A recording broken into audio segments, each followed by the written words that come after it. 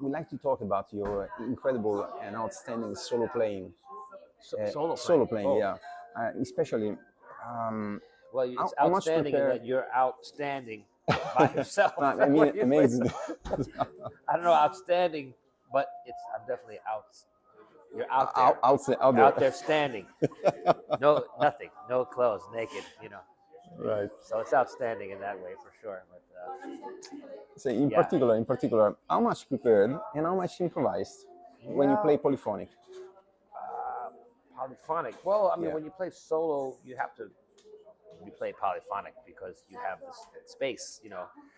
But I don't know. I work out some arrangements like for the treatment of the song, like how to play the melody or some possibilities, but it's not that arranged like through. There's always a part in the tune where I'm just like, okay, now what do I do? You know. But I have some to varying degrees, some things worked out, voicing wise, because guitar is like an instrument where you orchestrate in a very small way, but it's a question of orchestration. Where do you put a chord, what chord, and how do you treat the song? But I just started playing solo because it was the thing I was most afraid of, still is really, but it's just a way to face your fears in a way, You're musically, naked. about you're naked and there's no. I love so much.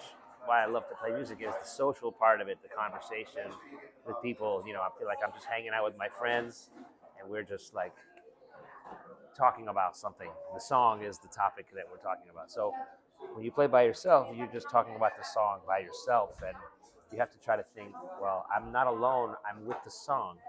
So in that respect, you know, playing solo has made me realize it's about being with the song, even when you're playing with other people, and being, getting inside the song deeper. But when you're playing solo, that's all you really have is the song to keep you company. Okay. So but really, like I say, it's something that was always terrified me. So I just tried to do it a little bit, and every now and then, just try to get through a set by myself. And how did you start technically? I mean, Joe Pass transcription, piano player, I never or classical guitar? transcribed joke. I never played the classical guitar. I wish I Okay. had. That would give me the right hand, Really? all that. But I just feel more comfortable playing with the pick, or my fingers a little bit, but mostly with the pick. Not this right hand technique. I have none at all. But and I listened to Joe Pass. He was the first concert I ever saw. First jazz guitar player I ever saw when I was in high school, 10th, 9th grade. My dad took me to the Village Gate to hear Joe Pass play solo.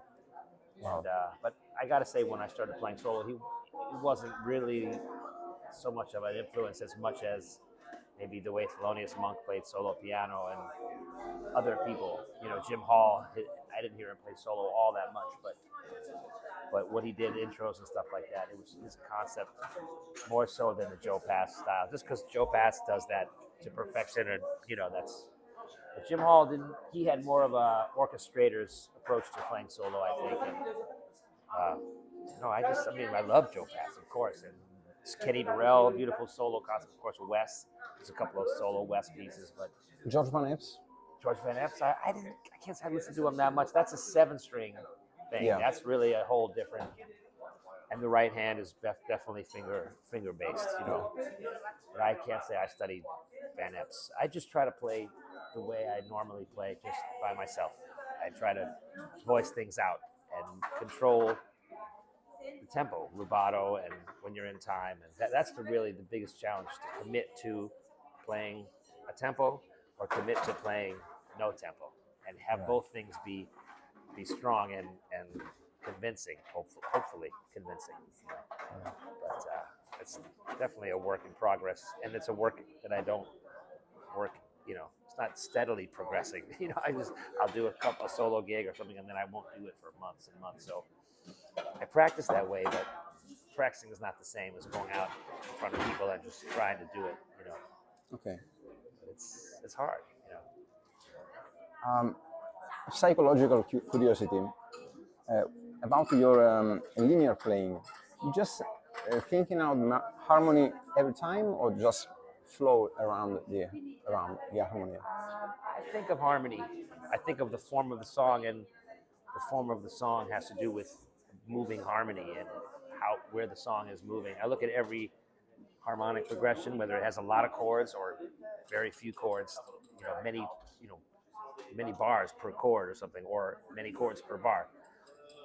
This approach is the same as just trying to understand the flow, the tension and release that's in the song. So when I'm playing lines, improvising, I try to think like a horn player or a singer, but I'm always thinking of the chords. I'm not just like forgetting about the chords. And if I go outside, it's outside something, or I might be superimposing, like trying to think of other chords that maybe aren't there, but I'm still thinking of chords.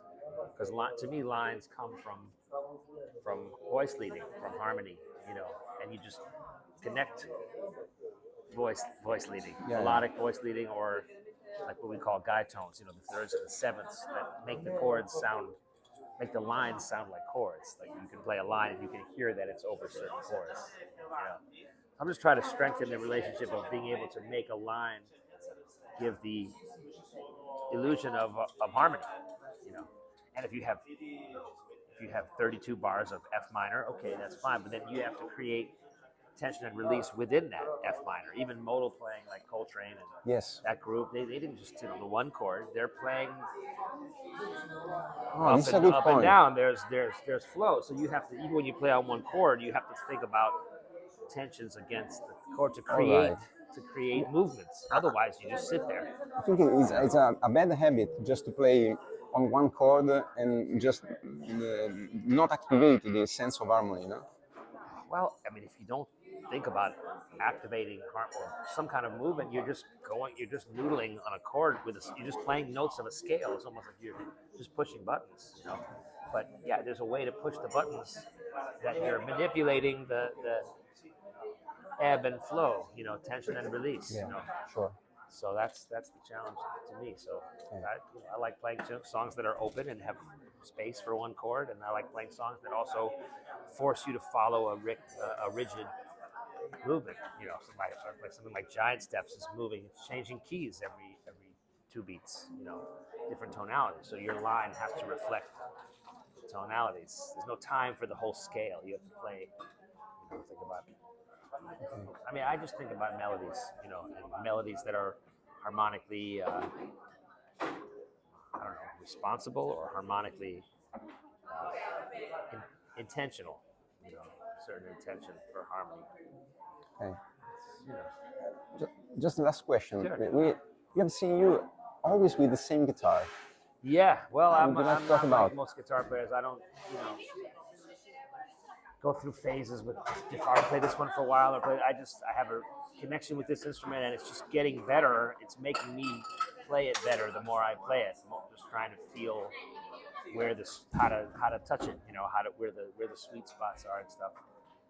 But I just I just haven't found a guitar that I'd rather play than this one, and I just play this one. That's what I like. That's my horn. That's what I like to play. I mean, I'm open-minded to hear other things and try other things, but this is the most resonant guitar I've played, the most overtones. It makes me honest. It makes me have to play in a way that I'm controlling the sound. There's a lot of sound in the guitar. It's not like you have to generate the sound through the amp and through pedals. There's a lot of sound in the instrument itself. It's not really an acoustic guitar, but has a lot of acoustic properties, that amplify. So that's what I'm trying to control is those sounds. But yeah, I just like it, Okay. Cool. Peter, thank you very much. Thanks, man. All right. It's a privilege for us. Thanks, man. Thanks.